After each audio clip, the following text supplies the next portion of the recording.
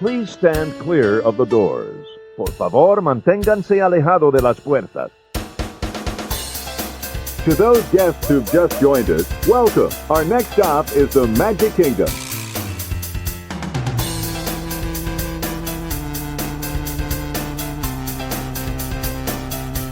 Ladies and gentlemen, we are approaching our station at the entrance to Main Street, USA, gateway to the 7 theme lands of the Magic Kingdom.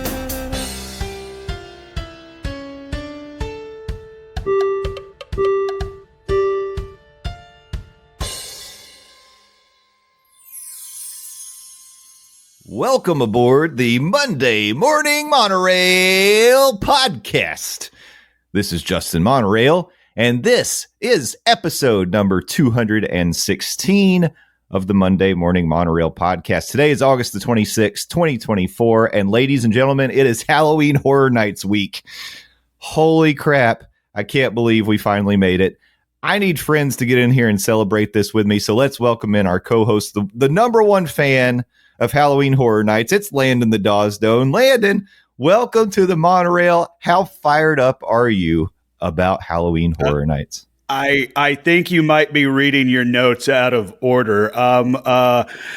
I'm good. It's me. It's the DOZ, Landon the Doz Doane, coming from the Isolation Station Club, and it's a Monday morning. You know what that means. And I'm for those of you checking out the YouTube, I'm actually rocking some Monorail merch as we record this fine podcast. Hopefully, you're doing well, and God help us, it is Halloween Horror Night week because it's the beginning of September towards the end of the week. So down in Orlando, Florida, that means it is now officially spooky season. Well, the funny thing is it's not even the beginning of September at the end of the week.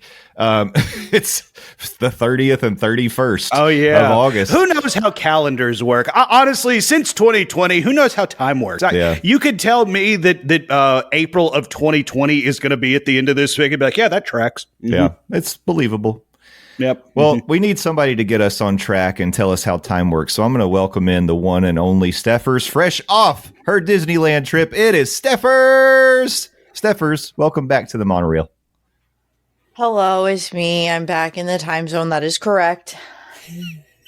And my brain is broken. Let me tell you, I think that was the big, like, it was a pro, but it was also a con. A big con? Did you get conned at Disneyland? Because they tried to tell you they have a castle, but really, do they have a castle? I have thoughts. It's fine. We'll discuss. It's okay. Don't yell at me. I'm just kidding. You know this is a trigger argument for those Disneyland truthers over there. I didn't realize this was a whole thing, really? Oh, yeah, true. Because they hate it when people go over there and talk trash about their castle. Yeah. It's fine. It's a little cutie. It's so cute. Listen, it's not about the size of the castle. It's what the castle does. Castle right? size? Yeah. Yeah. It's what it represents. That's what everybody I've been in a relationship tells me. It's fine. Oh my gosh. Hey, it is not about the size of the castle. It's how you wield your royal authority. That's what I'm going to say. That's right. Yeah. Say it with your chest, Justin. Say it with your chest. Well, first I said yield, which is probably more correct. Here, I'll hand it over. I'm not trying to fight anybody. You can take the royal authority. Well, we're going to get to the whole recap of the Disneyland trip at the end of the show. But before we get there, we do have some Walt Disney World news, and I feel like we need to get into that. We even have some Universal news. I don't think we have SeaWorld today. It's okay. Sorry, SeaWorld. We love you, SeaWorld. We're still your official podcast, but we are going to plug our noses. We're going to put on our swimmies, and we're diving into the news.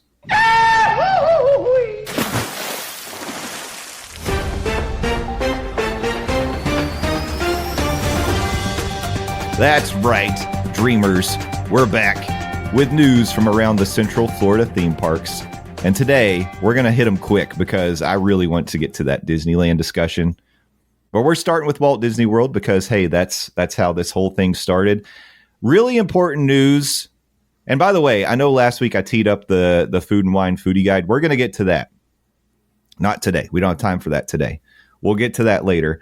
today we're going to have a little bit of food news, and that is over on the Disney Boardwalk, Blue Ribbon Corn Dogs is now open.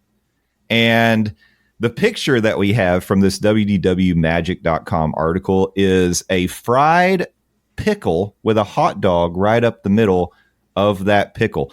So Hold on, what? Yeah. I mean, that's the number one picture right there at the top of the article. And that's the pickle dog, which is a pickle featured dog at Blue Ribbon Corn Dog. They also have they have a street corn dog. They have a lemonade and strawberry lemonade that you can get. They got fresh spun cotton candy. It's Boardwalk foods with a twist, I guess. They also have something they call the Golden Dragon, which sounds really good. Oh, what's that? It's a Golden Dragon. All beef hot dog fried in corn bread batter topped with sriracha aioli and sesame seed, served with miso slaw and a bag of chips for the low price of $15.50. Oh, it's in cornbread. Okay. Oh, they all are. It's all cornbread batter. So this one's different because of the sriracha aioli and sesame seeds. Exactly. Yeah. Mm-hmm. Interesting. I retched talking about that pickle dog, but I could get down on a Golden Dragon and that Mexican street dog. Those sound really, really good. I'd try them all. Mexican street dog was my nickname in college. I don't know if y'all knew was that.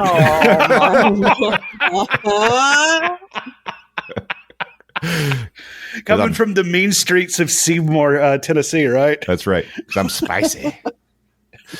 All right. Well, a hot dog over there is going to run you $15.50, and it doesn't matter if you're going with the pickle dog, the Mexican street dog, or the Golden Dragon. A kid's dog is $10.50, which is a smaller size all beef hot dog served with a bag of chips. And of course, they have you can get the classic for $12.50 if you just want a classic. $12.50. Yeah. Mm-hmm. A lemonade $7 for a medium, I guess, and then a 32 ounce is $9. And then the cotton candy made to order, fresh and fluffy, $8. Pink vanilla pineapple, $9. Pink vanilla pineapple. Okay. You do you. Pineapple cotton candy. You do you cotton candy. It's like Dole Whip of cotton candy, I guess. Right, yeah. I don't know if it's allowed. It may not be allowed, but we will allow it. Yeah, here on the Monorail, we allow any type of cotton candy that you prefer. We're not going to be gatekeepers of the cotton candy community. Yeah, no gatekeeping around here. So, of the offerings of Blue Ribbon Corn Dog, I said that I would enjoy Mexican street dog or the Golden Dragon. Any of these jump off the page for y'all, or the menu rather? I would try the pickle dog. I'll do it. I would volunteer as tribute and try the pickle dog. Did you also say that it's served with peanut butter? Well, I don't need that. What is going on? like that pickle dog is having an identity crisis. So, I think that it's fried. It's a pickle. It comes with peanut butter. It comes with chips. Y'all can correct me if I'm wrong, but I feel like the Blue Ribbon Corn Dogs was something that was over at Disneyland first. I think it existed over at Disneyland first. And I don't know if you know this, but over in California, recreational marijuana is okay. So, you mix in a little of the sticky icky, and then you might start being open-minded to things like a pickle dog with peanut butter. I'm just saying. All right. Well, Stephers, you are now our Disneyland expert. Do you care to weigh in on this? Everything Justin said makes it act like, let me tell you, we'll get into it. We'll get into it, but I would try anything, recreationally in what's it called? Influenced or not. I would definitely try. Listen, I'm not really picky when it comes to food, so I'd be down for anything. I don't remember seeing this though, but it's probably there. I just Googled it, a quick Google, and there is a Blue Ribbon Corn Dog in Anaheim, California. It must be in Disneyland. So yeah. Okay. But I remember when they announced it was coming that I feel like people were excited because they were like, oh, that's something from the other coast. Getting over here on the correct coast. Anyway, yeah, I think we could probably divide and conquer and try everything on that menu as a Monorail team. Easily, yes. And I think that we should. Mm-hmm. I want to give a quick update because, people were so excited when Communicore Hall opened. They loved it. rave reviews for Communicore Hall. And I just wanted to share, sadly, for a few days, Communicore Hall is closed at Epcot. This is, of course, ahead of Food and Wine opening up at the end of this week. Can you believe that? Food and Wine is coming. So on August 29th, Communicore Hall will reopen as an exhibit space and show kitchen for Food and Wine. Now, as we said at the time, when people were so excited and giving rave reviews about Communicore Hall, we were like, wait, hold up. If you like it now, just keep in mind, this place was intended to be used during festivals. And when you see it for Food and Wine, you're going to say to yourself, oh, I get it now. And then also I said on Twitter, I can't wait to see the giant Figment sculpture in butter. I mean, I'm going to be so excited for that butter Figment. Then we can finally figure out what Figment tastes like. And the taste is going to be buttery. Yeah. Buttery and delicious. Imagine if they let you walk up with like a croissant and you just got to like kind of scoop some butter right off of Figment. Oh, a nice dip of Figment. Yeah. That'd be the perfect topping. But anyway, I do believe that Communicore Hall, I'm being facetious, of course. I know people were like, really? This is all Communicore Hall is? But it really was intended to be like a blank space, like a white box, essentially, for group events and for festivals. So I think it's going to look totally different when it opens for Food and Wine. If I'm wrong, I'm wrong. And you can roast me in the comments. But we'll find out at the end of this week. But some very good news. If for those of you who have already gotten to see the Celebration Encanto, Disney has announced that they will be extending that show in Epcot. It was supposed to close September 7th, and now it's sort of open-ended, but it's reportedly set to continue through February 1st of 25. I'm imagining because it's getting good reviews. People are enjoying it. Awesome. Yeah. So all the way, that's pretty interesting too, all the way through the holiday season. I thought maybe they'd do something else for the holidays, but they might give them special outfits. Yeah, maybe. Oh, yeah, that's a possibility. And I thought maybe there would be a chance they would change it up with the festivals. We're talking about Food and Wine Festival getting ready to start up. Maybe they would change it up with that. But as an Encanto fan and as somebody who has not been able to experience a Celebration Encanto, I'm excited to hear that it is being extended into what is reportedly at least February of next year. And as somebody who has a trip coming up in, oh my God, like 2 weeks, this is something that I'm going to be I'm looking forward to experiencing when I am in Epcot. So. Yeah. Maybe. Yeah. I just remembered I won't be here while you're here, Landon. Never mind. You know who will be there? Who's that, Stephers? Girl. Sorry. Well, why don't you all go and just enjoy the Celebration Encanto without me? How about it? He will. He's literally going. I know. Yeah, and I can let you know how it is, bud. I hope to hear. We're all one monorail. We're not separate monorails. We all ride together, whether we're together and we're riding or not. Except in this instance, we're going to be riding not together. It's going to be a very long monorail. No. We're just the little ghostly presence. It's fine. We're like merging the parks, right? So like I know that's in Magic Kingdom, but like we're going to take a little field trip. Hey. Haunt Landon. In Epcot. The monorail connects everything. It brings us all together. That's the whole point. Yeah. I mean, that's what my T-shirt says. And it's a great T-shirt. And by the way, it just reminds me, yesterday, as you hear this, it was Saturday, our good friend Keenan from Part of Our World podcast, the great podcast that is now retired, it was his birthday, and I saw a birthday picture, and he was wearing a Monorail fam T-shirt on his birthday. There we go. Keenan is my favorite member of the Monorail family. Yeah. That's my gimmick, by the way. He had, come on. I invented the Monorail family. I'm at least allowed to use it. Well, that's fine, but there was some discussion in the Discord. Oh, I thought that was a Monorail. No, that was my gimmick. Mine. The Doz came up with the cretins. Okay. No, that's a different gimmick. Sorry. Landon, if you're going to stand on business there, I just have to say I first discovered the ribs, so those are mine. I claim the ribs. I claim Universal in its entirety. B word, please. Not you, Stephers, Jay. Come on. I bought you your first ribs. You know it. You know it. You merely adopted the ribs. I was born into the ribs. Oh. I feel like I'm torn between two parents, and I don't know whose house. Stephers, we're gonna share custody. It's okay. Okay, Yeah, it's fine. Yeah, I'm sure. We have mediation scheduled as soon as the podcast is done. I'm stressed. That was stressful. Hey, speaking of Monorail family, this one reaches out to some of our members of the Monorail family who are DVC members because they got some exciting news.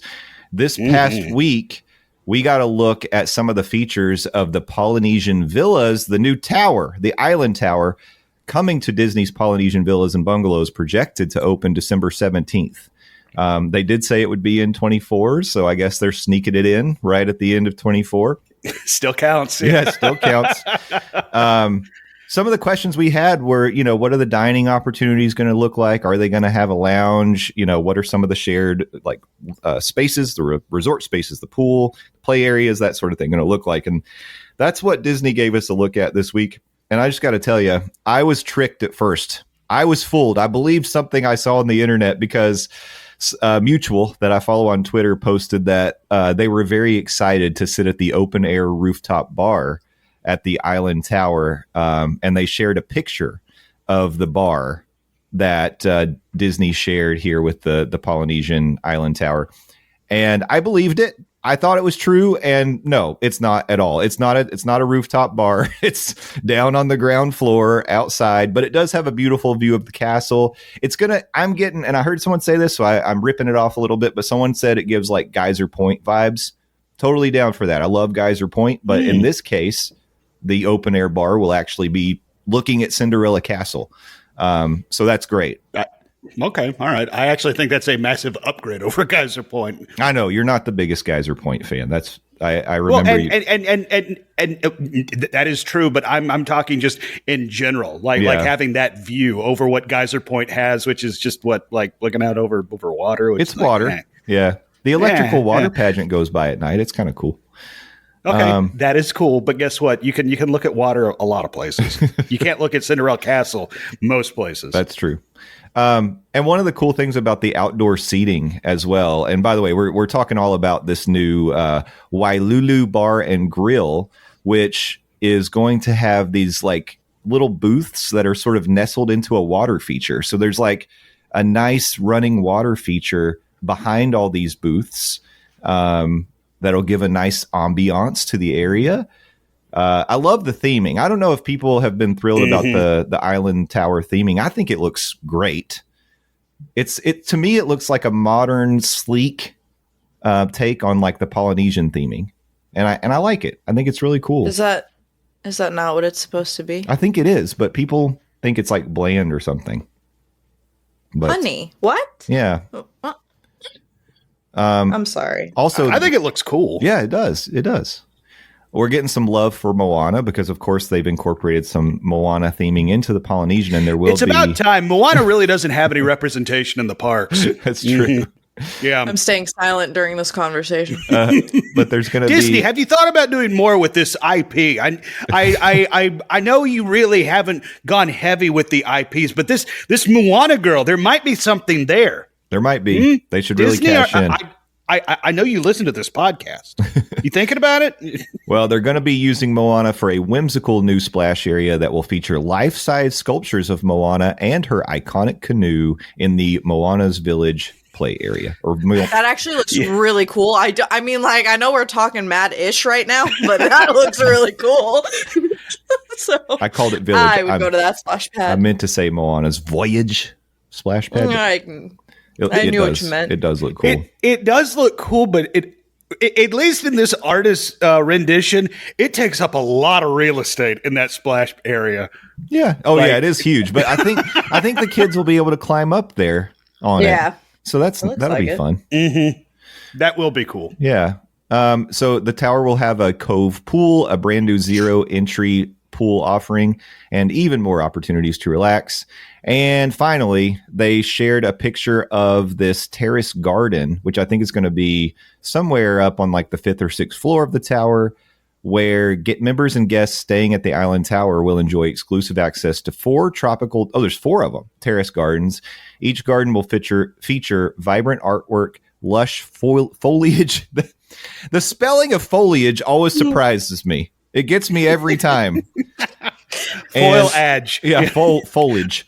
And uniquely themed seating areas. The distinctively designed hideaways will offer families a serene locale to gather and take in views during their stay of water, but more specifically of the fireworks, of course. They'll be able to see the fireworks from there. So, very, very cool. I already said this to my DVC friends, but I'm looking at all of you. I hope you will take me to go visit these spaces and see them in person. Mm-hmm. Most definitely. Yeah. Okay. Us 3 here are not DVC members, right. But hypothetically, if we were to throw all the Disney dollar-a-doos in the world and become DVC members, would this new edition be your home base, so to speak? Oh, if I could afford it, I think it would. Yeah. I this one, or for me, Bay Lake Tower. Those 2 are my favorites if I had to pick a home base. But this one, I love the Island Tower. I think it's great. So yeah, I say yes. Stephers looks like not convinced. No, I also don't remember. I don't remember all of the options, to be honest with you. Like, I don't know. I like tower wise, like new towers. This would be my choice. But like I would love to just live at the Riviera Hotel, but I can't even afford a normal stay at the Riviera. So, yeah, just dream a little dream. I don't know the rest of the words to that song. So, well, I mean, it would be a dream come true, I would say, to have your home base at a place like this. And I'm appealing to my DVC friends. I'm going to do puppy dog eyes on the YouTube. You must take me to go visit the Wailulu dining area. Not Rooftop bar. I want to go to that bar. Get me in that bar. All the bars. Bar. The bar. Jay will start his own rooftop bar. He will go to the roof at the at the Polynesian towers and just drink on the roof. I could do that. You know, it will be a one-man rooftop bar. Has a rooftop bar. Wait, do they actually? Yeah, they got a rooftop lounge. Well, where's that, Stephers? It requires us to go across the Universal. Oh, I see what she did there. Let's do it. I really did. Yeah. We did it. Universal dropped some information on the new Universal Helios Grand Hotel.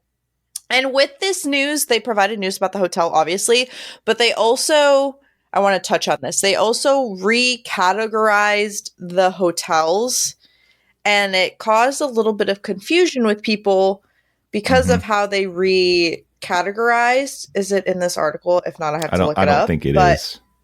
Essentially, they put what is today the premier hotel, so Royal Pacific, Hard Rock, Portofino,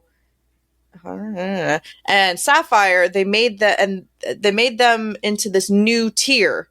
And what happened is everyone was like, "Wait, does that mean Sapphire is getting Express?" They are not changing the offerings at each hotel. All they're doing is grouping them together. I'm not this might change in the future, but right now this is what we got. So it's Signature Collection, which will include Helios Grand Hotel, Portofino Bay, Hard Rock Hotel, Royal Pacific, and Sapphire Falls. Then Prime Value, Aventura, Stella Nova, and Terra Luna. And then Value Inns and Suites, Cabana Bay, Universal Endless Summer Resort, which includes Surfside and Dockside. This is interesting to me. Mm-hmm. And I think at some point they will have to change the offerings. So I think this is their setup to do so. I like this list. I think this is a very good list. And I think anyone who's been to Sapphire and has stayed at Sapphire can agree that Signature is a great, great place to put it. But did you agree, Stephers, with the placement of Aventura and Cabana Bay? Because I heard some people saying those should be flip-flopped. I agree with this. You agree list. with it? Cabana Bay. Okay, listen here. I have very hot takes when it comes to Cabana Bay. I think Aventura is more of a modern vibe, which will lend itself to being a prime value. But I think the reason why is they're typically priced the same. Mm-hmm. So I'm hoping that they'll cut the prices for Cabana Bay a little bit if they're going to classify it as a value and not increase Aventura, but they might do both, to be honest with you. They could do both. Oh, that'd be fun. Because Cabana, I think the reason why a lot of people say that is because they were the same tier, they were like the same prices and stuff like that. But I do think Cabana Bay is closer in this is such value. a hot take. People are gonna hate me. It's closer to like a value stay. Yeah. And they have a great offering. Don't get me wrong, but like the people that will stay at Cabana, like the families with the lazy river and the bowling alley, like it just lends itself to like a value time for a bigger family. Like I think that this is a good move in terms of, it doesn't make it any lesser than, it's just, I think this is where it fits categorically. People are going to hate me. No, I don't think so. I really wanted your opinion on it. I think that you're correct, but I guess, Landon, have you ever stayed at Cabana Bay? Have not stayed at Cabana Bay. I've stayed at the Aventura a couple times. Me and the Smoking Hot Girlfriend are big fans of Aventura and their robot butler, which is dope. But never at Cabana Bay. Okay. So I'll be honest. I am kind of surprised to hear that Cabana Bay is listed at a value price point. Yeah. Again, not having stayed there. So I might be coming at this with a viewpoint of ignorance, for the lack of a better term, but I always thought Cabana Bay was at least a couple notches higher in the hierarchy when it comes to Universal resorts. So I've never stayed at Aventura, but I've stayed at Cabana Bay a couple times. So we can share our experiences, Landon, and come up with a good comparison here. My thought was actually, I did think Cabana Bay would be a higher tier because I feel like it offers more to do on property. And I thought that having more activities and amenities, and I get that, like, still room quality wise, Aventura is probably a notch up, and they do have a rooftop bar. They do have a rooftop bar, and me and Lindsay took you up there one time. Yeah. So you're welcome. Thanks. See, I do have friends that take me to rooftop bars. And the rest of you are on notice. Exactly. Yeah. Putting you on blast. Yeah.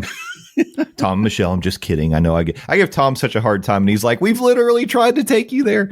I think we would never put Tom and Michelle on blast. The rest of you ding dongs, though, I'm looking at you. I know the last time that Tom and Michelle tried to take me to the rooftop bar at the Bay Lake Tower, I think I was the one that canceled, so it's on me. I get it. But anyways, I just thought, I guess I could say room quality and maybe overall resort level of finishes and product quality. I could see Aventura being maybe higher, but then you can literally walk to Volcano Bay from Cabana Bay, and it's connected. And then you've got the views of the volcano right there. You've got the lake, like you said, Stephers. I think their pool, the Cabana Bay pool, is top notch. It's got a great pool. It's got a great lazy river. The pool bar there is fantastic. So that's why I thought that they might be flip-flop, but I don't know. I think something to remember is that this isn't, I know that maybe we're comparing this to Disney, how we have All Stars. So those are I know they're updating the rooms and stuff. I genuinely don't think that these tiers reflect the quality of the resort. I think maybe it's more and I don't want to say that none of these hotels are family friendly, but I genuinely just think it's just the overall vibe, Cabana Bay and Endless Summer, I think just go together. I think that makes not sense. even thematically, but just that's just a family friendly. I'm taking my family on this once in a lifetime vacation. Maybe I'm doing a split stay at Disney, whatever. Yeah. Cool. You'll get all these great things. And I think that makes it better though, being a value, because it's you see all these great things and I'm that's a value resort. Really? Yeah. I don't know. It's a great value. I'll say that. I totally get it. Anyway, I was just voicing my thoughts on it, but I think that you're right. I think ultimately it makes sense how they did it. I'm just a little surprised. That's all. Okay, sorry, that's not even the hotel we're talking about. We're talking about the Helios Grand I'm trying to Hotel. remember the resort. Man, Lindsay's doing What resort? What are you talking about? Oh, it was one of the deluxe resorts we stayed at when we took her daughter down there. It was like staying at one of the resorts at a White Lotus. It was dope. That's awesome. Okay, so it was really nice. The Universal Helios Grand Hotel is going to be a Lowe's Hotel, 500-room resort located at Epic Universe, which is opening in 2025. Let me tell you, it'll be a majestic Mediterranean-inspired escape rising above the lush gardens and scenic waters of Celestial Park at Epic Universe, which is going to be great views, I can only imagine. It's designed to blend immersion and relaxation to create a hotel stay like no other. Tranquil sleeping accommodations, entertaining amenities for the whole family to enjoy, divine dining options, and a stunning... sorry, let me get my mic closer. A stunning rooftop bar. And the hotel's very own dedicated entrance to the new theme park. Oh, we stay winning, guys. We stay winning. You didn't even mention they're going to have How to Train Your Dragon rooms for kids. I haven't done that. And for Landons. Okay, so let me scroll through this whole thing. There's a bunch of things. You'll be transported into a fantastical world within the palace of Helios, the Greek god of the sun, adorned with beautiful details of celestial patterns, dazzling constellations, and elegant yet casual Mediterranean design elements. I wonder if it'll change depending on the time of day. Oh, I hadn't thought of that. Okay. Like sort of the lighting, the sunlight. And stuff. Yeah. I wonder. Cool. The lobby's magnificent floor-to-ceiling windows, it has to. With floor-to-ceiling windows, it has to. Is a breathtaking vista of Celestial Park, boasting some of the best views of Epic Universe. This might rival the volcano at Volcano Bay with Cabana Bay. As Landon said, there will be where's How to Train Your Dragon suites, where little ones can take to the skies and rest amongst dragons in a colorful room inspired by the Viking village of Berk. Bright, inviting, and warm, the guest rooms and suites of Universal Helios Grand Hotel evoke the tranquility of a blissful garden, with many of the rooms offering fantastic views. Cool, we love that. Like I said, there will be a dedicated entrance to Epic Universe, which I think is going to be a perk in and of itself, especially...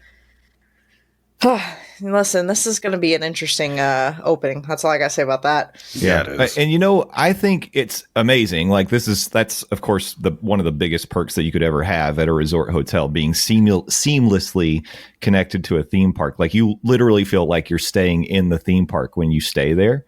And I think that that's going to be pretty epic.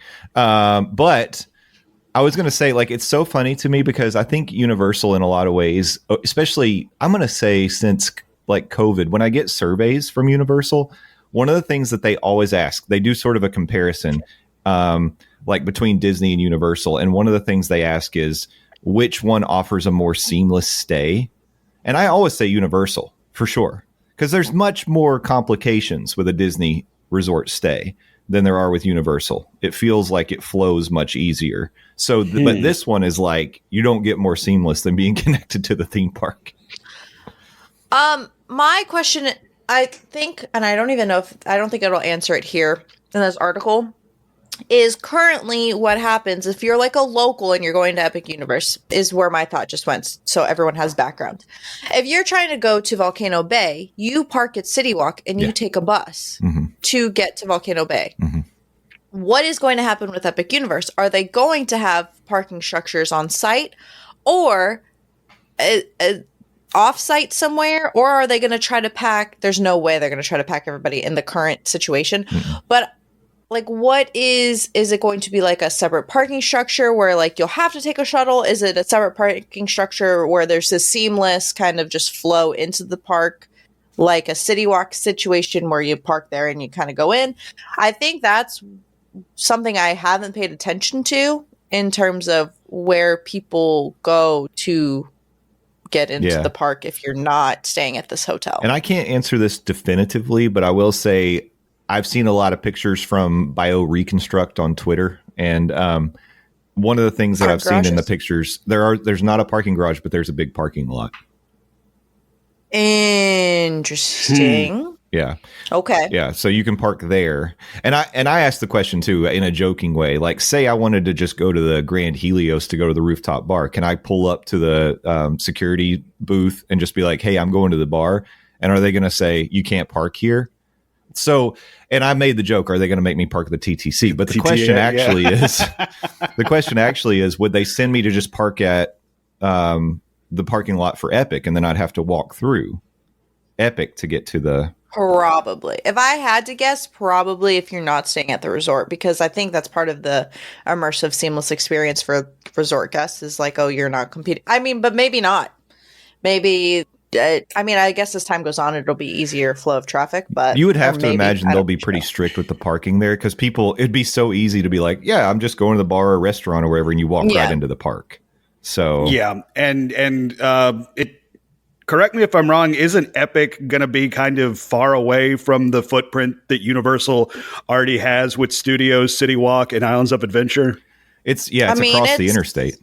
Yeah. So it's going to be far removed. And going back a few episodes where we were talking about Stephers, you mentioned it's going to be a very interesting launch for Epic Universe. A few episodes ago, we were talking about the rumored launch for Epic, how you had to buy a 3-day pass and you only get 1 day in Epic. This all sounds cool. This Grand Helios Hotel. But knowing you only have 1 day in the new park that you're literally connected to, that you have an entrance to from your brand spanking new hotel with all this bar Helios with the rooftop bar and these grand views. It's like again, this all sounds really cool, but to me, like knowing you could only go to Epic 1 time on your trip kind of takes some wind out of the sail for me. I do think at some point that, like, I just don't know how much fuel to that fire. I'm not sold. There's no way Universal is going to roll that out in that way. To me, that just doesn't make sense. I hope you're right. I really do, because like we talked about it when we were talking on that rumor several episodes ago at this point, and I said it then, I'll say it now. It's like, talking on those rumors really poured some cold water on excitement that me, the Smoking Hot girlfriend, and her daughter had for going down to Epic next year. It's like, if we can only get in there 1 time on our trip. I will say, I think what they're going to do is date specific tickets. I think that is probably, I think at the end of the day, they're just trying to monitor people, like who's coming in. Mm-hmm. And I get that. I think date specific tickets are the way to do it, and then just X amount, like sell it in advance. I don't know, like maybe don't sell tickets at the gate for X amount of time. I have no idea. I don't run a theme park, clearly. Like I don't know. But I don't want it to be a reservation system. I genuinely just think date stamp tickets, so that you're going this day, that's it, no ifs, ands, or buts, and then you go X amount of days. Like, I don't know why you would put a cap on how many days you can go into the park. That doesn't make sense. Yeah. Like, crash the site and buy multiple days. I don't know what to tell you. Yeah. It'll be interesting to see. I can tell you, just based on the work that I do, I have heard even people that I work with talking about those ticket packages and saying the same things that we heard, that it's going to be a multi-day ticket that you can only go to Epic for 1 day. So right now, that's the word on the street, and I hope that it doesn't stay that way, but I'm just telling you, and I'm somewhat in the industry, that's what I've heard too. So. Ugh. But that's not what we're here to talk about. We're here to talk about this rooftop bar, Bar Helios, a sparkling and stylish rooftop bar. Bar Helios at Universal Helios Grand Hotel offers a delectable menu of creative tapas and familiar favorites, thoughtfully handcrafted specialty cocktails, and an unmatched and unmatched 360-degree views of Epic Universe and beyond, making this the perfect spot for guests to kick back. Right, yeah. Somewhere Buzz Lightyear is calling his lawyer right now. Making this the perfect spot for guests to kick back in the evening after a busy day in the parks. Yeah, y'all. Which parks? Please advise. The parks. Your Period. one busy day in Epic Universe. I don't need to spend a I busy will day in the park. I'll say- go up there without going to a park. You watch me. The rendering is very, if you've been to Aventura, it's giving Aventura just elevated. It's giving an elevated themed, like, let me be honest. Aventura, great rooftop bar. There ain't no theme, and it's No. just existing. It's just bar. Yeah, it is literally a rooftop bar. They went to rooftopbar.com and bought that sumbitch sight unseen. Yeah, this is giving, like, it's subtle, but it does, I mean, just based off of the roof, the dome. Yeah, the dome, the golden dome. Yeah, I mean, it has constellations on it. It has little writings on the, you know how in pour one out for Poseidon's Fury, but you know in Poseidon's Fury how they had the story told on the ceiling with the black light, whatever. Yeah, it's giving that. Oh, maybe that's what they took it from. Oh, pour one out to Poseidon's Fury. Stephers just made herself sad. Yeah, so sad. It's fine. But yeah, no, this looks great. Justin, aren't you so excited that you're going to have your new favorite spot in the hotel forever? it may very well be my favorite, like, theme park resort bar. It might get there. It's going to depend on ease of access. I will say that, because if it's difficult to get to, then I'm not going to go as frequently as I hope. You ride an you just ride an No, I mean, you like, to where the do I get to actual hotel. park? Yeah. Never mind. That's Yeah, all yeah. I mean. Okay, good point. Will they let the riffraff in? Yeah, but That's a good question. now, flip side, if you are spending a day at Epic, it would be very easy to, like, walk into the hotel, go to the bar, and then come back down and go back into the park. So that would be super easy, but that would be, the asterisk is you're already spending a day at Epic.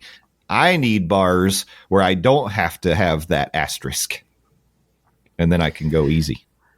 Listen here, you're going to be going to Epic for a good bit. Oh, sure. Anyway. Oh, sure. So. But as a local, I know. on busy days, I'm like, well, maybe I don't need the park, but I can go hang out at the bar and have a nice view of the park. I'm totally down with that. And it does look amazing. I really hope that they have some nice specialty cocktails. I'm looking forward to having a good pink drink there or two.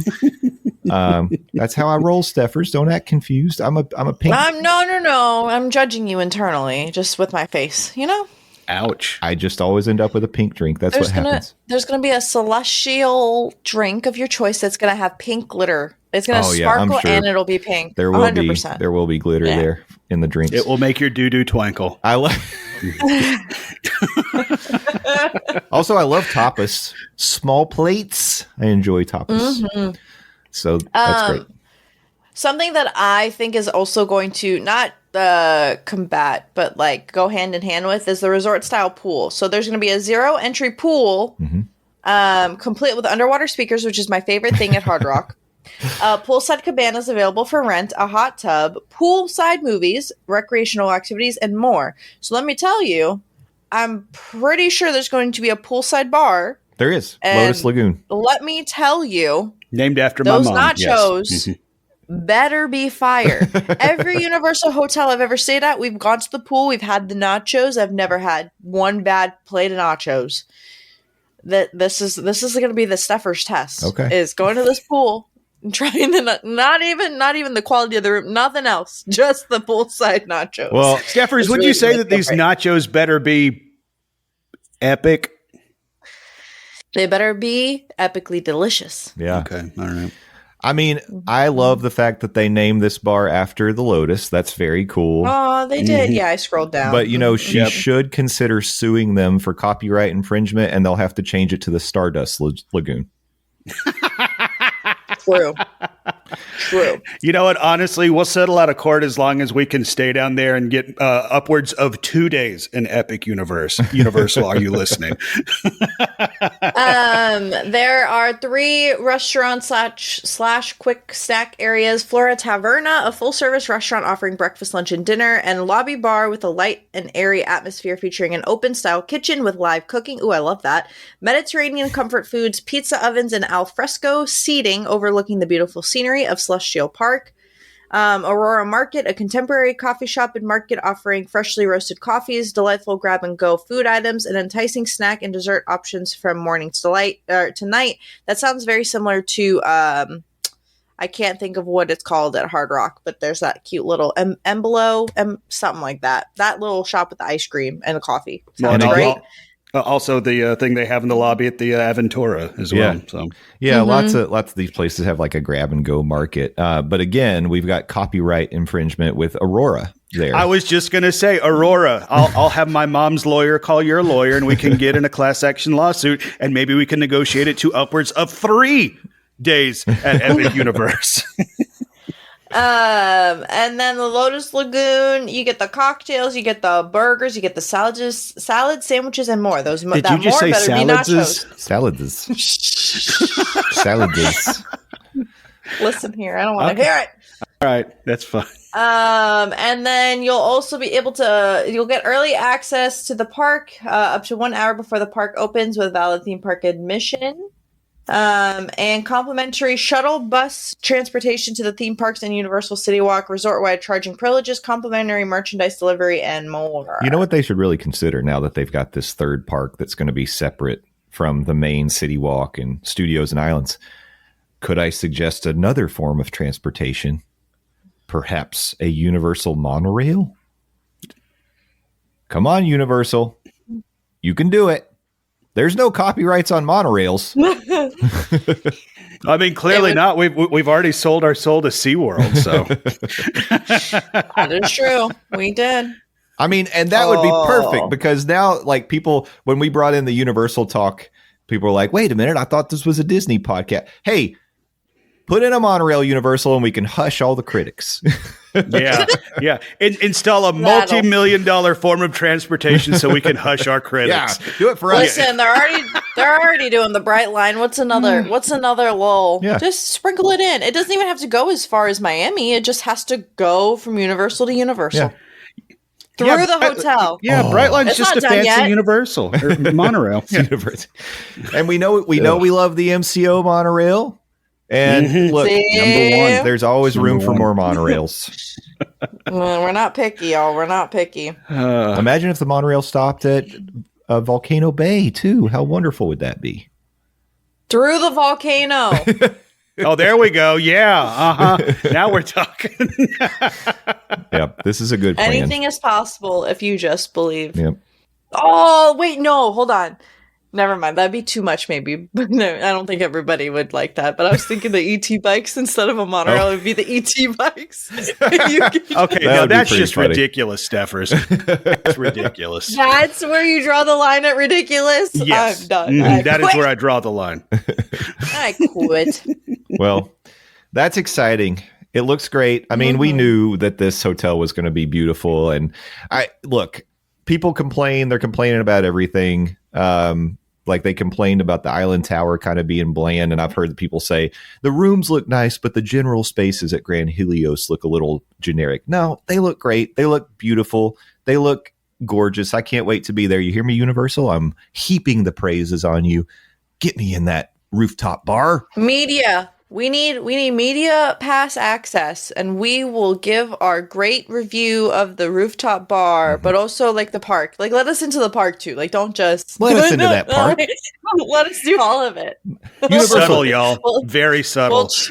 We'll change the podcast name and everything. The Wizarding World is going to have a moonshine bar. Are you kidding me? Like that? Then you need to get me in that park. Mm-hmm. I mean, our ancestors created Moonshine Universal. It's true. As far as you know. Oh, cheese and crackers. All right. That was great. Are we done talking about the Helios Stephers? Yes, we are done. We'll more information. I will say they dropped more detailed information about this hotel than they did about Stella Nova. The other two. Yeah. Stella Nova and Terra. Oh, yeah. I forgot those existed. So I'm interested to see in compare. Like, I know Helios is going to be a grander scale, but I wonder, since Stella and Terra are going to both be in an Aventura bracket, if they're going to do like a modern celestial vibe, but a step down, like how they're going to bridge, like, or maybe it'll be like a Cosmos vibe, and it'll just be like a step up to like a Endless Summer. Just, you know what I mean? Because they're sisters, like, right? They're sisters. Yeah. So I think maybe twins. They'll do like some sort of dueling, but for a step up, Endless Summer. I'm sort of picturing a festival-free Communicore Hall type vibe. I'm tired. I'm tired. That will also have a buttery Figment statue. So, no. You know what you actually need? Figment. Okay, hear me out. Go on this ride with me. It's instead of a butter Figment, you have Figment fondue, where the fondue is coming out of his butt. Oh. Nothing like some good old Figment butt cheese. Oh my goodness. You're talking. Are you referring to a chocolate fountain? Oh my gosh. That was so good. You were with me. I almost saw it coming. It was like seeing that the big headlight on the front of a train coming at you from a tunnel. It's like, oh, here it comes. Figment butt. Well, we're not topping that. Good night, folks. It was great. I had you too. You were with me. I can't but believe yeah, it. That's it. I'm done. Okay. I'm done with that part. All right. Well, Stephers, even though I feel like I shouldn't allow you to speak anymore today, we have to talk about Disneyland. I mean, I am so excited to hear your reviews on Disneyland. Speaking as a person who's only been to Disneyland once and never been to California Adventure, and Landon, I don't think you've ever been to the West Coast Disney properties.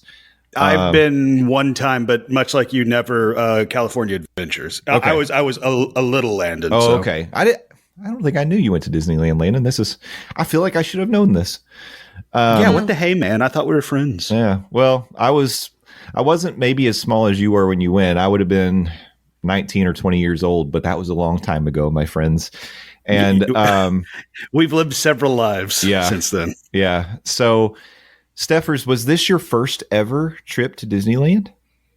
First ever trip to Disneyland, and I went, there were 2 days, and I got park hopper for both days. The first day I went by myself, completely solo. Nice. Completely. It was not my first time in California. I've been to California one other time, but I went to the Warner Brothers tour and I did Six Flags Magic Mountain. Oh, okay. And then I vomited at Six Flags. Six Flags. It was a whole thing. Did you vomit at Disneyland that or says that? Yeah. I vomited at Six Flags. So no, I did not, but I almost did. Oh. But we can get into that as I run through my days here. So this was where the pros and cons, but the pros of being an East Coaster came into play. So Haunted Mansion Holiday, I was blessed by the Disney gods. Haunted Mansion Holiday opened or reopened, but right before my trip, but it opened as a virtual queue. Oh. So I channeled my inner Justin Monorail, and I nailed a virtual queue for Haunted Mansion Holiday right at 7:00. Nice. And then I was like, oh, I probably should get up and get ready. So then I got ready and then I Ubered to the parks. By the way, got boarding group 14. Heck yeah. That's what I'm talking about. The park opened at 8. I got called at 9. So it only took an hour. So slay. So I got to the park probably at 7:45. I will say the rideshare drop off is this cute little parking lot, like right outside where you walk in to the main area. So convenient. Like, I have to say, so convenient. Yeah. If you're if you're staying on property or whatever and you're like super close, like sure, walk, but like I was staying maybe 20 minutes away and that was better than where we parked and had to walk the next day. But that's besides the point. Also, started off. Well, I wanted to say just real quick with your arrival. So I don't know, most people maybe are aware of this, but Disneyland and Disney's California Adventure are like the entrances are right there beside each other. So they're separated by an esplanade, I think is how you say the word, esplanade. But like you've got one side is Disneyland, one side's California Adventure. So literally, like you want to talk about seamless? That's pretty seamless. It's right there. Correct. Yeah. Correct. It was very, very quick and easy. I walked. So another thing that they do is they actually let you in. The park didn't open till 8, but they let you into the park onto Main Street before 8 o'clock. Okay. And then they have it like roped off per land. So each land was like roped off, but you could go. There was this fountain, you know, the little, you know, like the hub grass, but like the fountain. So I was there. And I was told to rope drop Fantasyland. So, Stephers, mind you, short little Stephers with the crowd. You know, it's a vibe. I have a video of like the crowd around me. I got there like 15 minutes before park opened, like, and I was waiting in there. Nice. So, met a cute little family. We were all talking. It was cute. It was fine. I rope dropped Peter Pan. Oh. Now, some people were like, don't waste your time with Peter Pan because it's Peter Pan and there's always a long wait. I was like, well, it's right there. Let me just go do it. I waited a whole like 5 minutes and I got on. Nice. Then I rode Alice in Wonderland. Nice. I have a notes app. Alice in Wonderland. I was trying. So there's like 5 of the rides. So it's Peter Pan, Alice, and then Toad, Pinocchio, and Snow White are all like in the same little area. So then after Alice, I did Mr. Toad's Wild Ride. And I forgot. And then I did Pinocchio's, and then I forgot about Snow White. Whoops. I was like, oh, I'm hungry. Let me go get food, which I'll get into a second. And then I said, oh, snap. And I didn't say snap. I completely forgot. I was texting Adam the entire time. I was like, did I do Snow White? I was like, did I say anything? I hadn't. So I went back to Fantasyland to do it, but it was only like a 5-minute wait. Nice. Peter Pan was cute. I will say, nothing special. If you've been on it at Disney World, don't waste your time. It's basically the same, right? It should be. Yeah, I want to say like the Neverland part is slightly different, but I also don't ride Peter Pan when I go to Disney World anymore, so I couldn't tell you like what's completely different. Okay. But it was cute. Yeah. It seemed more vibrant, but like I didn't notice anything super whatever. You know what I will tell you? Alice in Wonderland. That ride, underrated. Y'all need to ride that ride. Like, I know people are like, that's the other coast and you know, it's whatever. It is so good. For a dark ride. Like, it's slow. It's whatever. What do you mean for a dark ride? I love dark rides. You don't have to. Well, you don't have to give people that don't like caveat. Oh, well, I just feel like people are sensitive to things. Alice in Wonderland was probably one of my favorites, and it was just so well done. It was like, you know, when she's like super sad and she's like lost and she doesn't know where to go. Like, it was very much that vibe where I was just like, oh, I feel like you feel immersed in the movie. Nice. Anyway, that's awesome. Mr. Toad's, never been on it. I know that we used to have it, never been on it then. The ride vehicles were super cute. Yeah, they're cute. No idea any of the lore behind Mr. Toad. I just want to let everyone know. I went in that blind. I was like, we don't have it on the East Coast. I'm going to ride it. It was cute. I love to see it. No idea what happened. Don't ask me what happened in that. You go to Hill. You go to Hill and you die. There were some creepy people, so like that tracks. Yeah. There were some creepy situations had by all. You have a drunken car crash and you go to Hill. What a Disney ride. That explains a lot, actually. It was a good ride. It's a fun ride. Just was so confused because I didn't know the lore behind the ride. But it was It's cute. a ride about drunk it. driving for the kids. Oh no. I will say I did there's a cute little photo op in the Toad car, and I have that. I'll post it on our Instagram if I haven't already. I was trying not to post a lot of the photos because I wanted to talk about my trip before I posted the photos. And then I rode Pinocchio's. Listen, this is my hot take. I know Pinocchio and Snow White are not on the East Coast, and like if you rope drop Fantasyland, go ahead, do it. Snow White, you blink and it's over. Pinocchio, you watch the movie, you know the story. You don't need to ride the ride. Like there was no point. Like okay, all right, Stephers. Not a huge fan. Okay. Not a huge fan, but I'm glad I did it because I've never been. Is the Snow White ride at Disneyland the one that we had at Magic Kingdom back in the day? The one that was terrifying? We had Snow White's Scary Adventure. Yeah, no, this was not terrifying. This was literally the book, like the story in like 2 seconds. Like it was like you turn evil, you turn in a cabin with the dwarves, turn evil witch, turn kiss, turn everyone's happy. And that was it. Like, it was like, what? I was like, what's happening? It was like a whole like 360. I'm done. I don't know. All right, then I stopped for food. I went to Jolly Holiday and I got an egg bacon croissant, a cherry vanilla macaron, and the chimney sweep cold brew. Every single thing that I purchased, 10 out of 10. That macaron, I have dreams about that macaron, and I know that that's silly. But cherry vanilla, it was so good. And it was like big, and I love to see it. I will say it was $30 for all three, like all of that. Okay. Which size-wise, not the best value, but I understood I was in California and Disney, and that was the vibe. Mm-hmm. But the coffee was great. It wasn't too bitter. It wasn't too sweet. It was a great balance. It had like some foam on top. It was great. I have pictures of that, and I'll post it too. Macaron. Not the best thing I ate the entire trip. Okay. But it was really good. And then I was like, okay, I'm fueled and ready to go. And guess what I decided to do? Get my back broken on Matterhorn.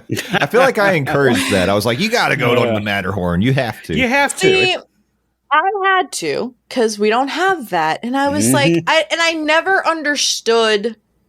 I didn't look up anything. I didn't understand what this ride was. I sat in the front. I was like, I was afraid like I was going to get nauseous. Like on rides where I was like unsure, I was like, let me ask to sit in the front. So I asked to sit in the front. And he was like, do you want the front or the back? I was like, I had the birthday pin on. So really that just added to it. I chose the front because typically like on drops and stuff, like it's just a better vibe. Yeah. I don't know if sitting any other place would have helped, but you get jostled and thrown and like it was like and like I was like this on the you can't if you're on the YouTube I'm motioning, but I was like this, but I was like maybe I'm gonna break my arm like having my arms like this. So then I was like this, and I was like this isn't much better because my body's going like that. It would ride it. But also understand if you have back problems, don't ride it. Like I can't stress that enough.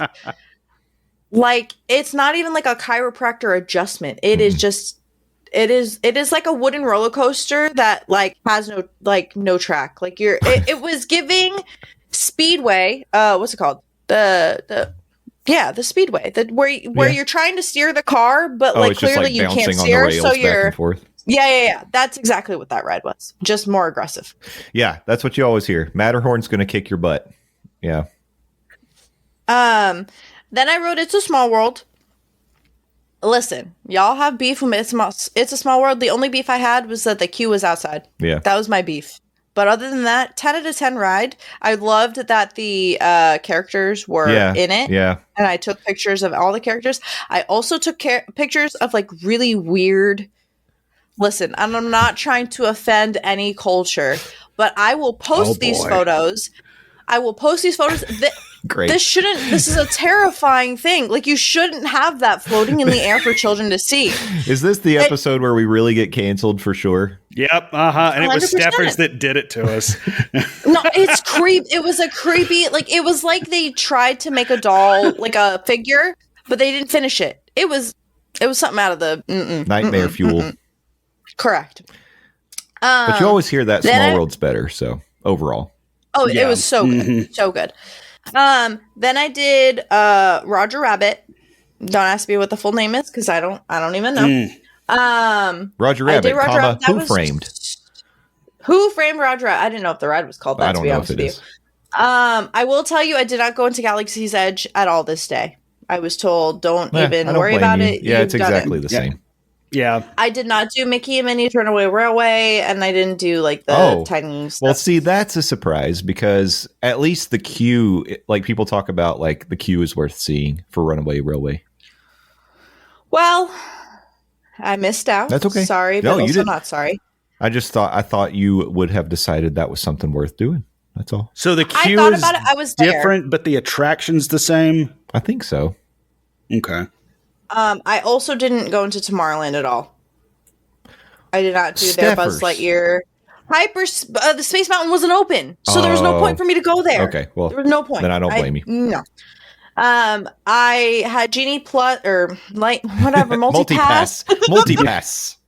So I did do Big Thunder Mountain. That was, I don't say that was different, but it kind of felt different. It felt either smoother, I think longer, it's better. I Yeah, don't their know. Big Thunder's better. It was great. Yeah. I did okay. I'm taking a minute. Y'all know I'm not an AK hater, but y'all know that I don't necessarily like dinosaur. Mm-hmm. That ride makes me want to vomit. Mm-hmm. Let me tell you about a little old ride called Indiana Jones, whatever the name of that ride is, but it's Indiana Jones. Who framed? Yep, exactly. Who framed Indiana Jones? That ride is probably like one of my favorite rides there. That was such a good ride that I cannot recommend it enough. Awesome. Like, it won't make you sick. It was, and I think what it is it's more like open space. Yeah. You know, in Dinosaur, you're like, I don't even know where you're going. This was like open road. Like, yeah, it jostles you around a little bit, but it was like you're on an adventure, and it was so smooth. It was great. Stephers, I feel like it. I'm on an adventure on Dinosaur. It's an adventure across time and space to save an iguanodon. Yeah, no. But then you're chased by the Jerkosaurus Rex the entire time. And other dinosaurs in various states of disrepair. Correct, exactly. No. And then I rode Haunted Mansion Holiday fit in somewhere between whenever it got called. It was between about 9 o'clock, if I remember correctly. Correct. Okay, let me tell you about Haunted Mansion Holiday. I don't know what the normal Haunted Mansion at Disneyland it looks like. Okay, I'm assuming it's very similar to ours, just better and whatever. This overlay at Haunted Mansion in Disneyland is the best thing I've ever seen in my life.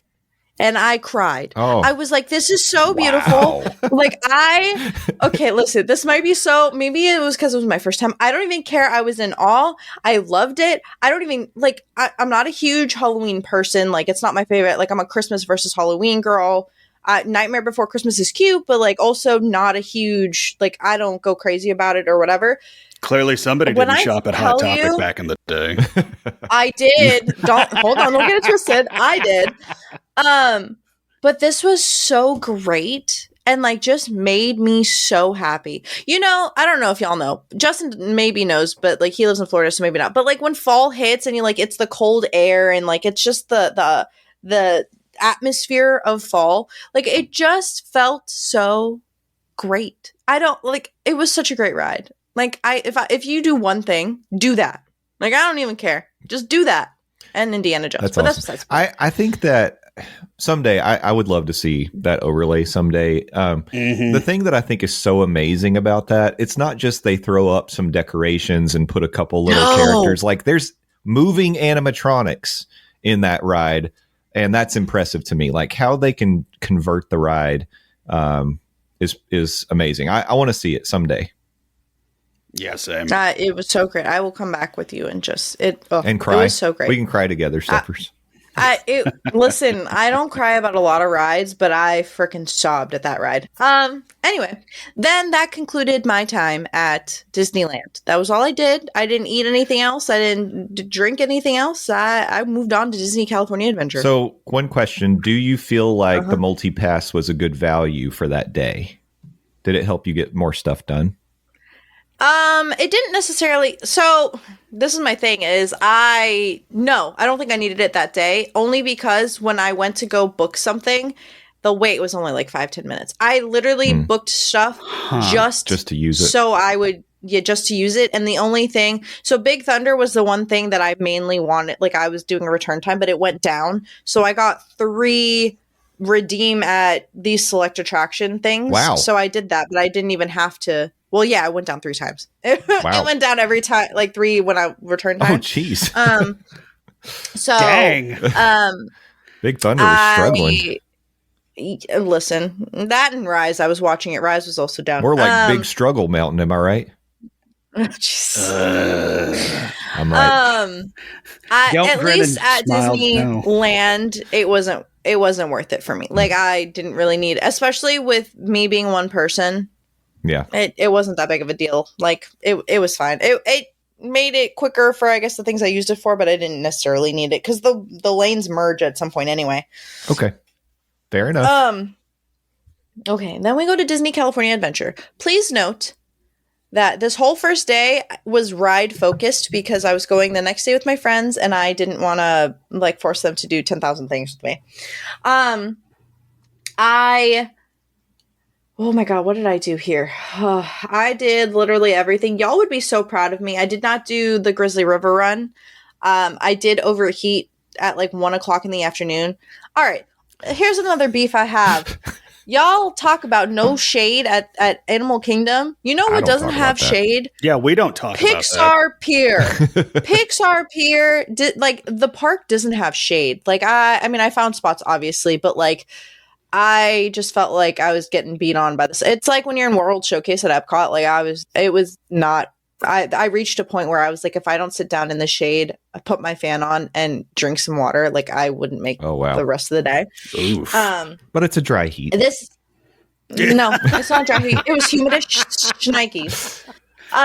This is going to be in no particular order, mostly because, listen, no particular order. I went on the Monsters Inc. ride. Okay. That was so cute. I will say that it makes me more excited for the roller coaster, the Doors coaster. What is this? And that was really all that was in that little area until I got to Avengers Campus. I did go on Mission Breakout. How was it? Which is quote unquote similar to Tower of Terror.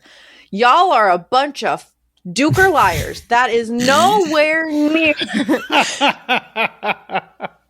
When I tell you I got off that ride, I didn't vomit, but no. The answer is no. That was a one and done for Stephanie.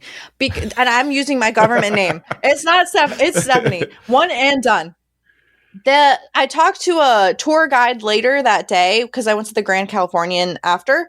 He was like, yeah, the technology is a little bit more upgraded or different. So it just goes. Yeah. Like there's no Tower of Terror's cutesy. It's like, and then you vibe. This thing keeps bouncing and it like shoots you up and drops you more than Tower of Terror does. Listen, I had motion sickness patches on. I needed one on my navel. I wasn't prepared enough for that ride. Wow. And I will say I was smart and I saved this ride and Incredicoaster for the end of the day just so I could vibe check myself. And I made sure I did everything else. And then if I had to do those the next day, I could kind of thing. But I did it because I didn't want to lose out on the situation. Incredicoaster, another ride that I did, that had single rider, so I utilized the single rider line. Great ride. It's in the beating down blazing sun. Oh, really just keep hot. that in mind. Maybe do that at the beginning of your day or toward the end of the day. It wasn't like, don't get me wrong, I was already overheating, so like that already was the strike against me. But the second day, I'm going to spoil alert to the second day, people stopped at the second tunnel that you go through, like on the incline, and they had to hand out umbrellas, and then they evac'd. Wow. Like fire rescue evac'd off of that. So luckily I did it the day before, but I could not imagine sitting in that. Like, I would have vomited for sure. No thank you. I didn't do the Little Mermaid. I didn't do Luigi's Rollickin' Roadsters. Or any of the. I went through Cars Land, but I saved Radiator Springs Racers for with my friends because I was like, oh, that'd be a cute ride to do with my friends instead of by myself. So I didn't do that. Mickey's Philhar Magic. I did the second day. That was cute. Is it the same? It's the same thing as. It's the same thing. I don't think there's anything different. The theater looked different, but like the show looked the same. Yeah. I actually didn't realize they had that at California Adventure. Interesting. I didn't either until my friend was like, oh, let's take an AC break and go watch Mickey's Philhar Magic. I was like, okay. I did not do Pal Around. I was too afraid that I would get sick. That's the crazy Ferris wheel, right? Yeah, so there's a swinging and a non-swinging version. Okay. Did not know that, but I still didn't do either. Oh, I was like, I want to do that swinging version. It looks insane. It looks so fun. no, thank you. I was watching some people. No, thank you. No, thank you. I did do Soarin' around the world. Okay. Mid. Don't waste your time. Don't waste your time. I did it for the Vine, and I didn't need to do it. I just AC break. It's fine. I didn't do web slingers. I was like, respectfully, if I don't have the full immersive experience, I don't care enough. And is that really all of the rides there? That is all the rides there. That is all I did. Okay. I wrote everything I wanted to. I also grabbed a drink from Pim Test Kitchen. Yep. The outdoor thing, and I got a cute little blue drink. It's called a Blue Hawaiian. It was a nice balance of sour and sweet, because I typically go like sweeter, like the Ocean Attack at Universal is typically sweeter. It's not as sweet as that. Avengers Campus was cute. It was kind of empty, and I don't know if that was because of time of day, but like there weren't characters. No? I don't think Doctor Strange meets anymore. No, I don't think he does. But what about Deadpool? Did you see Deadpool? Deadpool was not out. I saw the Spider-Man show. I saw New Captain America was on like the thing.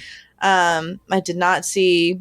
Captain Marvel was Captain Marvel and Iron Man were meet and greeting. I did not do that, but like I saw them. There's like a spot. You know how the Transformers meet in that one spot that they have like Avengers rotate through there. Okay. Yeah, that was pretty much it. And then character-wise, I met Anger and Frozone. I took pictures with them. Woody and Jesse, I walked by. Buzz and Bo Peep, maybe I walked by too. Like, I saw people in passing, but like there wasn't Avengers Campus. I did not see Deadpool. I was kind of sad, but it's fine. Well, damn. Whatchamajinker. Okay, so then the second day, very quick Cliff Notes version, since I had already done everything the previous day. The one thing I'm going to say is do the Lamplight Lounge.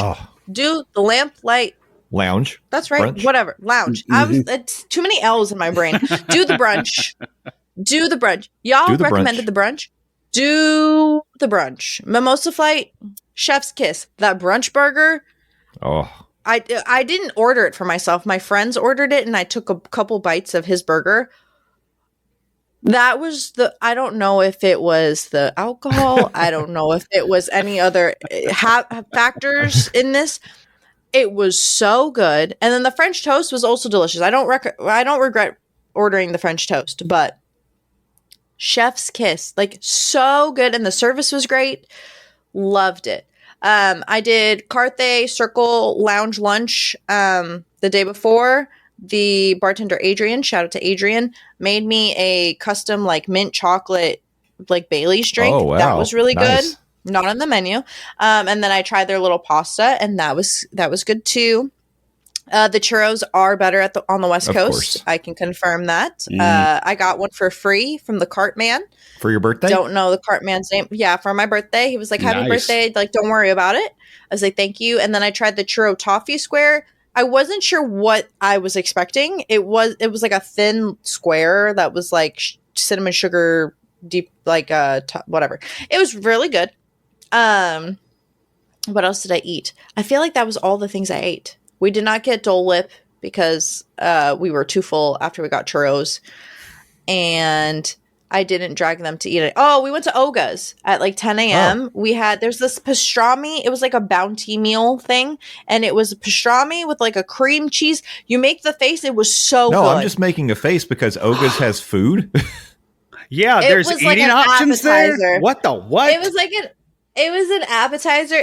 We had edamame and we had this pastrami situation, and it was so delicious. I need to like get the real name of it. Oh, but, so we can get food at Oga's. We just have to go to freaking California to do it. Okay. Neat. I was shocked that they even had this. They also had 2 different drinks that were like new, but like also, of course, I don't think they have them on the East Coast. Be fair to Orlando. They don't have do they have Naboo Sunset on the East Coast? I don't think so. That doesn't sound familiar. So they have a blackberry moonshine cocktail that was so good. Wow. I also tried something new called Taco-Dana quencher. Taco-Dana. My brain. Taco-Dana. Yeah. I had that. That was really good. I like blue curacao. Fun fact of the day. What we had was the where the heck is it? And it came with focaccia too. Where is this food that I had? Oh my god, did they get rid of it? You made it up. No, I didn't. I really didn't. It was a one-day It was special. all a dream. They also have a pretzel knot that I didn't know that they had. Oh yeah, they changed it. They changed it on the 23rd. They have a harvest board now, which is sourdough bread. But Of course. I have a picture of the pastrami thing. It was pastrami with focaccia and like a cream cheese thing, and it was so delicious. 10 out of 10 recommend, but you can't get it on the East Coast. So or sorry. there anymore, apparently. Yeah, and it also was This is garbage. What the- This is bantha This is- poodoo. This is egregious, Disney. egregious. They just don't want you to stay in Oga's. They want as They many really people don't. to come in as possible and then There get was out. there was a time limit, and they also had a 2-drink limit as well. 2-drink limit. 2-drink limit, 45 minutes, and then we also had like a shared table with 2 other people there with another group that came in. Yeah. By the way, I- I feel like my mood is turning on Oga's because the last couple of times, I'm telling you, like I was the biggest supporter. I tried to be an apologist for Oga's for so long. I'm turning on Oga's. Welcome to the dark side, buddy. Yeah. You can't see it, but you can kind of see it. That was a whole focaccia little loaf, and like that's pastrami in a bed of cream cheese. Okay. It was real good. I also saw Chewy. He commented on my ears, but I did not get a photo with Chewy, so I'm still on the hunt to meet Chewy and take a picture Chewy with him. gives good hugs. He does. Wookiee Chewy hugs are does the give best. good hugs. And that really wraps. Our brunch view was also gorgeous. So let me ask you a few quick hitters here. Go. Best ride overall, Best ride overall. or your favorite? It doesn't have to be best. Just your favorite, your best experience. Haunted Mansion Okay. Holiday, probably. Favorite thing you ate? Damn, that brunch burger wasn't even mine, but I'm gonna say that brunch burger. Okay. Favorite thing you drank? Ooh. So I got a mimosa flight. The watermelon mimosa was my favorite out of the flight, and I think that was the most flavorful. Like the other ones were good, but like it felt like I was drinking the same generic thing that I always get. The watermelon mimosa was like different enough where I was like, this hits. Okay. And I don't even care That about watermelon sounds that good much. to me. And then, what's one tip you would give somebody going to Disneyland for the first time? I would do multiple days. This is a big tip. I would do at least 2 days, right? But I would have one day where you rope drop Fantasyland and do all the things that I just did. I think rope dropping Fantasyland really set me up for success. But I also would just have an extra day where you could just take in the views. I think if I had gone that second day by myself, I would have been able to just sit at Avengers Campus and just chill, or Pixar Pier and just chill. And like, I was too go. Like every time you go to a new place, it's like go, but at least the second day would lend itself to you just kind of relaxing. Yeah, and taking a little more in. Sure. Did you not? You didn't mention it, did you? Or maybe I missed it. Did you ride Pirates or no? I didn't mention Pirates. Okay, their Pirates is so much better. I did ride it. Sorry. I like had it in my head and then I forgot. Their Pirates is so much better. So much better. Mm-hmm. That was like, so it goes Haunted Mansion Holiday, Indy, Pirates. Okay. Mostly because I didn't ride Space Mountain. But those, That's awesome. that Pirates is like longer. They have other things that we don't have. It's like a whole thing. There's drops. Like it's a whole thing. Wow. It's so great.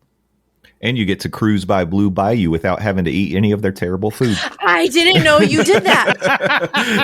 Let me tell you, we did that, and I was like, "What restaurant is that?" And then I looked, and I was It's like, the San thing? Henel Inn. Yeah, exactly. I was like, Grand Fiesta Tour? Am I on the right rack? We are now in the Mexico Pavilion. I was so confused. But yeah.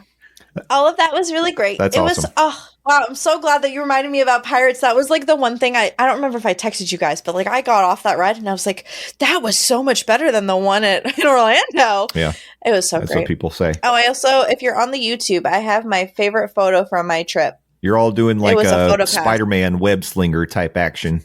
Yeah. Even though you didn't web sling. Coasters.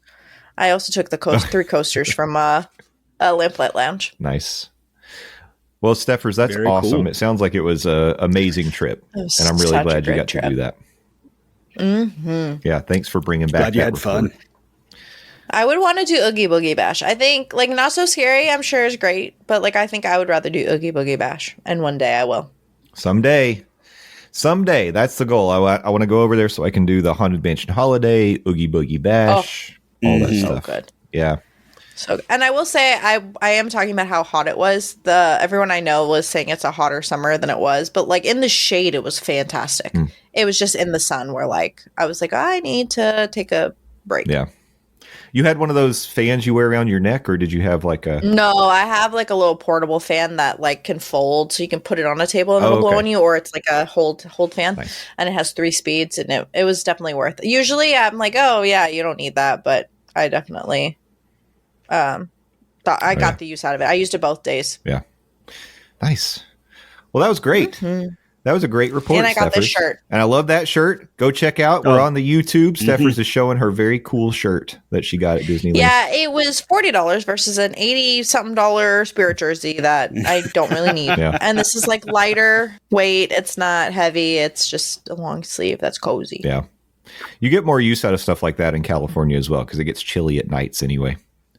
Over here in Florida, we don't need Spirit jerseys and people wear them. And I'm like, what are you doing? What are you doing? Yeah, I have Spirit jerseys. When do I use them? I use them like I have them for like holidays and stuff, so I'll wear them for that. But other than that, I don't wear them. Yeah, it's funny. I have a Spirit jersey. I can't even remember which Spirit jersey I got, but I have a Disney one. I haven't worn it in forever. It's been buried in my drawer. The only Spirit jersey I frequently wear is the one I got on my cruise on the Royal Caribbean cruise. I can't pull off a Spirit jersey. I've tried them on, and it's like, nope, not for Landon. Yeah, it's a style that doesn't work great for me either. But anyways, but that didn't stop you from getting one. Apparently, well, no, I feel like I just had to. But did you? I had to get just like I had to get Crocs. I had to. Yeah. Did you? Crocs did you are have great. to get Crocs? No. Crocs are great. I have a Gimli charm on my Crocs. I will say NET. Crocs are as comfortable as they are ugly. So yes. See, that's why people wear them. They sacrifice style for comfort, and that's my whole life usually. True. We're built for comfort, not looks, y'all. Yeah. Well, this has been fun. This has been another great episode. Stephers, thank you so much for bringing back that trip report. I'm glad we sent you on that assignment. Sorry we couldn't cover any of your expenses. It's okay. My wallet hates me, but my next heart time. is full. Yeah. And I'm going to be seeing you very, very soon. So you got to get ready for that trip. Landon. Oh my God, so much content is coming your way for spooky season. So much good stuff.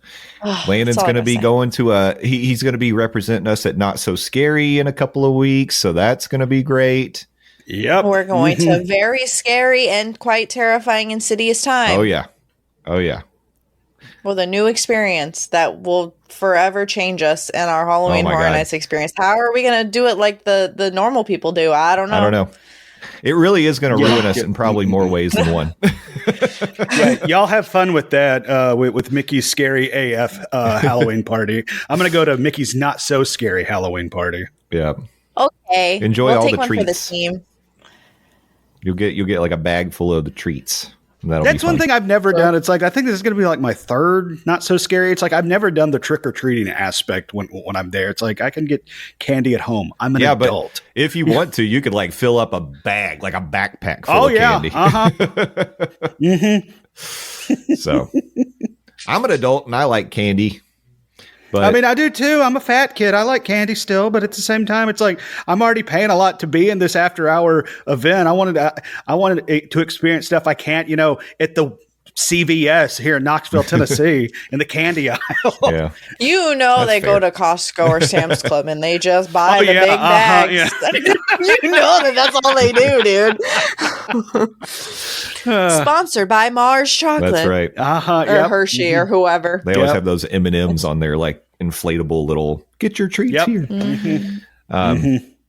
All right. Well, let's wrap it up for today. I will say that so next week we'll be here, same time, same place. I guess Landon, not next week, but week after, you will not be with us. Is that true? Oh yeah. What does the schedule look like? see. Speaking of that trip, Yeah. What day so do you next leave week to come will down? be business as usual. Week after, I think will be business as usual. Yeah. We got 2 weeks where we'll be all together for sure. So that's good. And Oh my then- gosh, we actually, depending on timing, when I go down there, Justin, we could do like an on-site. My flight is not till later in the day. Okay. Yeah, absolutely we could. Wow. Y'all about to get it, dude. I'm questionable for the 15th, Okay. which would be the episode that drops on the 16th, but we can figure that out. All right. Well, we will look ahead. Guys, it's the most wonderful time of the year. Spooky season's here. Football season is here. All the good stuff is happening. Oh, I feel such joy in my heart. And we want you to stay here. Don't forget, you can be watching us on YouTube, but there's a lot of other stuff that we want to plug right now. So we're going to get to that. First of all, Landon, why don't you kick it off? We got to plug Living with the Landon, and then you got to sing your song. Do all the things. Yeah, Living with the Landon coming up April 1st, 2025, when I, Landon Doane, turn 40 years old. And to celebrate the occasion, I'm going to be heading back down to Florida and going to Epcot, where I will be rope dropping and riding Living with the Land as many times as possible. And in doing so, I'm going to be asking you, the lovely listener, to donate money to Second Harvest Food Bank of East Tennessee, and all money donated and gathered for Living with the Landon will be earmarked for the Food for Kids program. We have merchandise for Living with the Landon. You can get a t-shirt, you can get a sweatshirt, you can get a coffee mug. Head over to the website, morningmonorail.com, to links there. You can also head over to bonfire.com and search for Living with the Landon. Any money raised past costs on merchandise will go directly to Second Harvest Food Bank of East Tennessee. So you can help out a really kick-ass organization and get some kick-ass merchandise for a kick-ass event coming up April 1st, 2025, when I ride Living with the Land a lot and also turn 40 years old. But we'll continue to talk about that until April 1st. And raise some money for Second Harvest Food Bank of East Tennessee. But in lieu of that, follow me on the Bird app, LANDOZ. Please go follow me, Landon Doane. I'm the best, Landon Doane, not the rest. That's where you can follow me 280 characters at a time on Twitter. I also run a website, buttmunchchips.com, buttmunchchips. Sit on your butt and munch. But the website's still broken. Honestly, at this point, I really don't know why I renewed the URL. I think I renewed the URL. Take it off that auto way I still renew. have it. Yeah. It was off auto renew, and I decided to still renew it because I, ladies and gentlemen, am an idiot. But in lieu of going to my website, I invite you to tune into the Phil Show's radio station locally here on News Talk 98.7 WOKI. We stream 6 to 10 a.m. Eastern Standard Time at newstalk987.com. That website does work. Or you can download the iHeartRadio app or the News Talk 987 app and stream us as well. Wonderful. Do all those things. But wait, there's And more. breathe. There's more. There is? Oh, God, did I forget something? No, you didn't, but we can't forget Stephers.